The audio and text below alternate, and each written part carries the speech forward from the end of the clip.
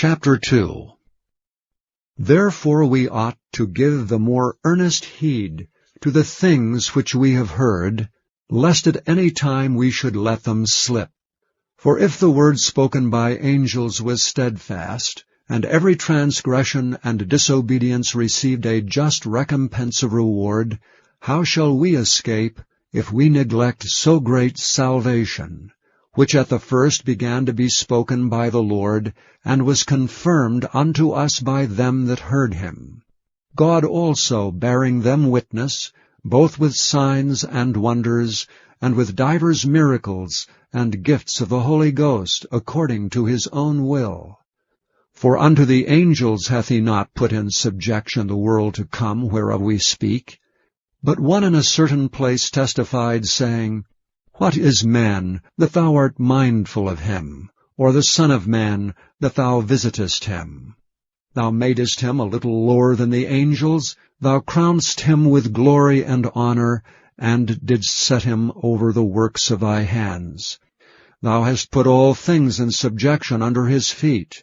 For in that he put all in subjection under him, he left nothing that is not put under him. But now we see not yet all things put under him. But we see Jesus, who was made a little lower than the angels for the suffering of death, crowned with glory and honor, that he by the grace of God should taste death for every man.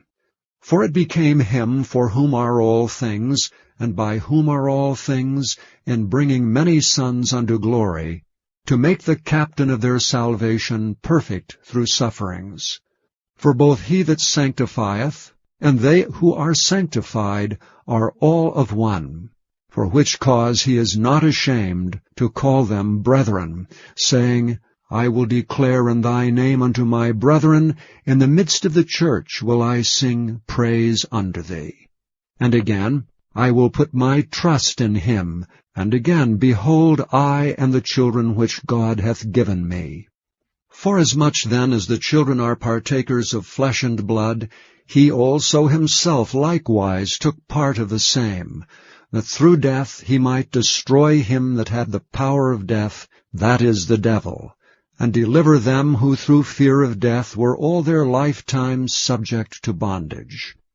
For verily he took not on him the nature of angels, but he took on him the seed of Abraham. Wherefore in all things it behoved him to be made like unto his brethren, that he might be a merciful and faithful high priest in things pertaining to God, to make reconciliation for the sins of the people.